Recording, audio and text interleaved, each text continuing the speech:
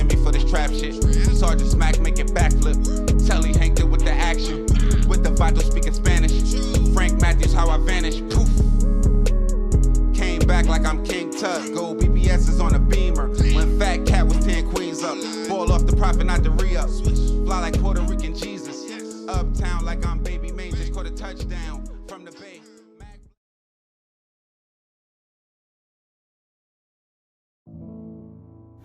A relationship between a father and son is often filled with guidance, support, and shared experiences that create a strong bond.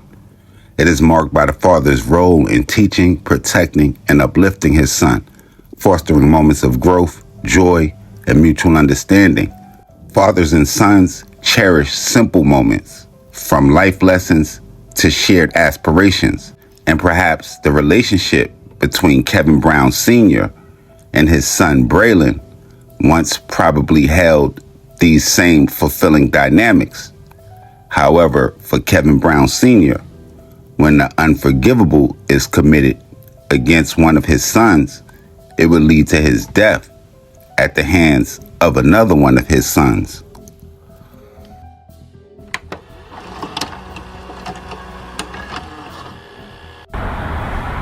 It was one of the most violent nights in Fort Worth in recent memory. From the parking lot of this quick trip on Brentwood Stair to a house on Novello Drive, 5 shootings over about 6 hours. And I started telling them, like, I can't accept that. I ain't not accepting that little girl. And forgive me. I know it's a little girl, but I said, that little girl. Excuse my language. Excuse my language, mama. And so you killed people? Yeah. Somebody try to kill me, I'm gonna kill them. Somebody hurt my family, I'm gonna kill them. I'm asking you, have you killed someone? Yeah, I never killed nobody in my life.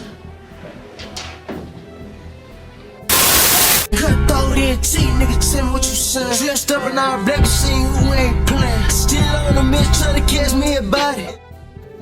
Well, if we're being technical, based on the authorities' evidence, that's kind of true. But when you're on trial for murder, while already serving time for another murder, and implicated in yet another, kill somebody? Maybe no.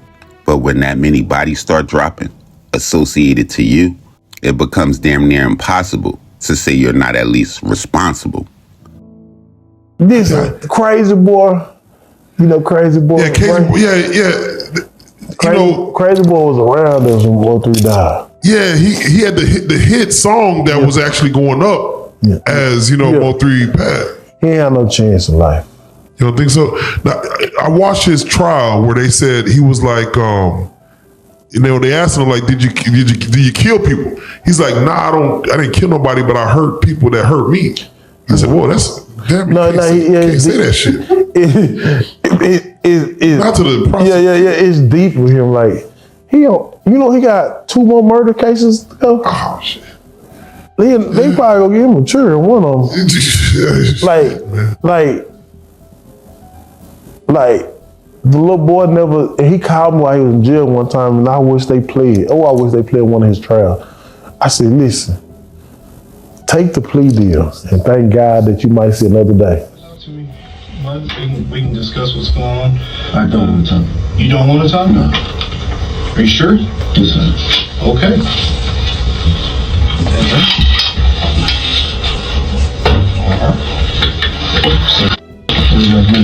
Nice to meet you too. Nah, already.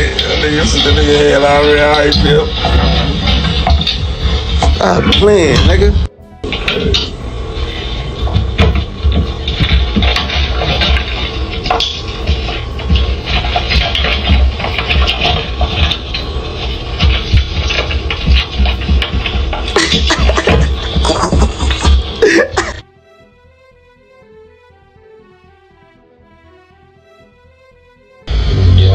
I'm just going to talk to my lawyer. I want to talk to her later. Okay. All right. As 2019 came to a close, not even Braylin Crazy Boy Brown, a documented Fort Worth Lake Como Crip gang member, could have predicted how wild his year was about to be. Halfway into the first month of 2020, he would be involved or implicated in 2 murder cases that would set the tone for a chaotic and violent year. On January 9th, 2020, Anjanae Banks, 33, was shot and killed while visiting a home in what seemed like another senseless shooting on the streets. But just 3 days later, the violence would continue when a car would drive through East Fort Worth, seemingly to be firing shots at random. One of those shots striking and killing a 17-year-old by the name of Cheyenne Moore as she sat in the car. Family members of Anjanae Eubanks are remembering her as a kind-hearted woman and a motherly type to so many. Eubanks was shot and killed inside this home we're told she was visiting Thursday night. All I heard was a bang, bang, bang. But I thought it was something that was more or less mechanical. But as it would turn out, neighbors like Nathaniel Holland say police were there within minutes. I looked out the window and all I could see was police had the street blocked off here. A lot of vehicles, police vehicles, up and down the street. Officer Brad Perez says so far no arrests have been made. If anyone last night happened to see or hear anything around that time, around 11 p.m., maybe like a vehicle driving off real fast or somebody running, anything that appeared to be suspicious, we do ask that you reach out to us with that information. It's crazy. Folks just don't value human life anymore. Lily Zhang, NBC5. It was one of the most violent nights in Fort Worth in recent memory. From the parking lot of this quick trip on Brentwood Stair to a house on Novella Drive, 5 shootings over about 6 hours. 3 of the victims were teenagers, including 17-year-old Cheyenne Moore. She was a good kid. She loved everybody. She just wanted to be loved. Moore was shot along this stretch of East Rosedale and rushed by a relative to the hospital where doctors couldn't save her. Her grandmother and aunt struggling to explain what happened. Yeah, It's a mystery. Wrong place, wrong time. I mean, it was an innocent 17-year-old little girl that has lost her life over stupidity. A young girl who dreamed of one day becoming a pediatric nurse. She wanted babies. She liked the babies, and she said, "I don't want them, but I want to have, I want to help." And she brought in the room when she walked in. It's very rare. We did have 5 confirmed shootings this weekend. Police are releasing few details about any of the shootings, but say they don't believe any of them are related. We just want to encourage people that, when they have problems with each other, just to resolve it with words or just walk away from the situation. I can remember back when I was a girl growing up, it was a fist fight, and then the next day they were friends. Now it's terrible, just terrible the way that these young people are doing today. A 17-year-old little girl was gone for no reason at all. It breaks my heart, and it breaks my heart for any other family that has to go through this. Even though police have no arrests, they say detectives are actively investigating all the shootings. In Fort Worth, Scott Gordon, NBC5. On the witness stand for yet another murder trial, literally fighting for his life. And at this point, not just a life sentence, because this is Texas. So we talking about the death penalty. Crazy Boy Bray would be hit with these new charges while already serving time. And he would testify, quote, "I gave my life to God. I'm not out here plotting to kill people, especially not my own father." Now, just being accused of killing your father is wild in its own right. But when you hear the motive, it's even more crazier.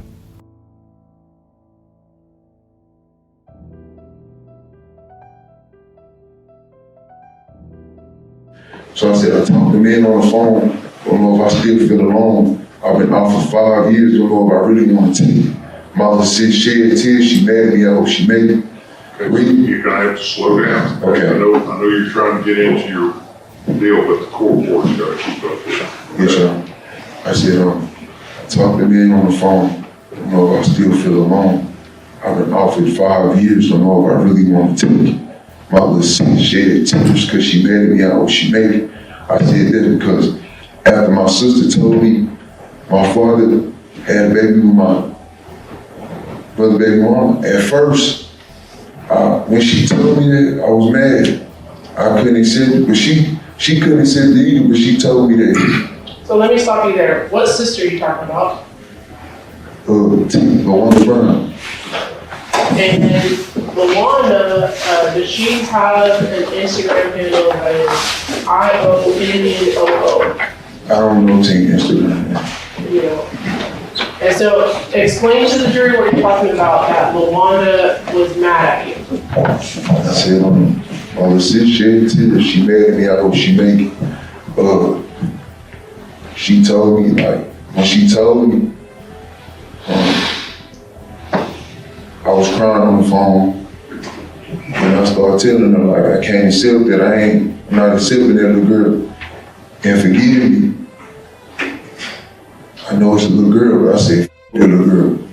Excuse my language, mama. And so you killed people? Yeah, somebody tried to kill me, I'm gonna kill them. Somebody hurt my family, I'm gonna kill them. I'm asking you, have you killed someone? Yeah, I never killed nobody in my life.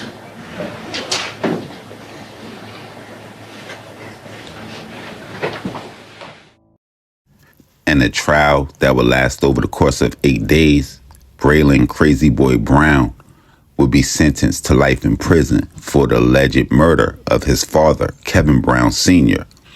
Initially, authorities would believe that the homicide was a retaliation effort aimed at Crazy Boy Bray.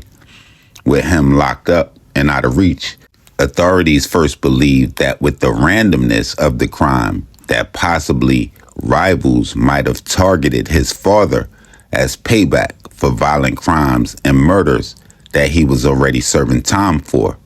But as the police investigation would unfold, a deeper, more personal plot would start to come to light. According to evidence presented at trial by prosecutors, Crazy Boy Bray unbelievably allegedly planned the hit on his own father using his access to jail tablets, intercepted letters, and coded messages that he would send to an alleged associate by the name of Damon Cotton. And when authorities would determine the motive for the crime, it would have absolutely nothing to do with gang business. It was next level personal. His father, Kevin Brown Sr., would also father a daughter with a woman by the name of Rebecca Willis, who just so happened to also have had a child with Crazy Boy Bray's deceased brother, and his own son that even had his namesake, Kevin Brown Jr.